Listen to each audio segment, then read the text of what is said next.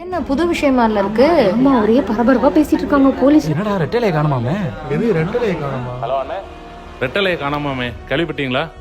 ஏய் என்னடி ஊரே பரபரப்பா பேசிக்கிட்டு டேய் இருக்கு. மச்சான், ரெட்டலையை காணுமாண்டா? யோ மாப்ள, ரெட்டலை ஏதோ காணுமாம்ல. வணக்கம். தற்போது முக்கிய செய்தி ஒன்று வெளியாகி பரபரப்பை ஏற்படுத்தியுள்ளது. அதிமுகவின் சின்னமான இரட்டை இலை காணாமல் போயுள்ளது. காணாமல் போன இரட்டை இலையை மீட்க தனிப்படை அமைக்கப்பட்டுள்ளது. இதுகுறித்து டிவிஎஸ், கலாசசி, டெய்லி கரண்ட் ஆகியோரிடமும் போலீசார் விசாரணை மேற்கொண்டு வருகின்றனர். ரெட்டலை தொடர்பான விவகாரத்தில் நாங்கள் இன்னும் தேடிட்டு தான் இருக்கோம்.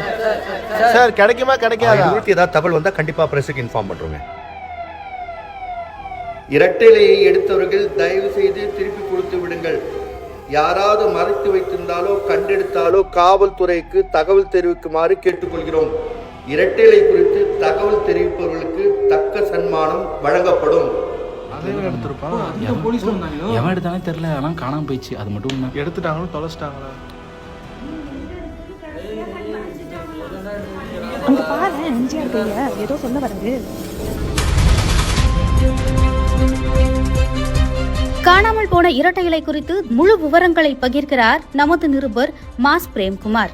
வணக்கம் பிரேம்குமார். வணக்கம் விமலா. இந்த இரட்டை இலையானது அமித்ஷா அடகு கடையில் அடகு வைக்கப்பட்டிருப்பதாக தகவல் வெளியாயிருக்கிறது விமலா. இது குறித்து நம்ம நேரடியா அமித்ஷா கடைக்கு சென்று பார்க்கலாம் விமலா. இங்கதான் அடகு வச்சிருக்காங்களா?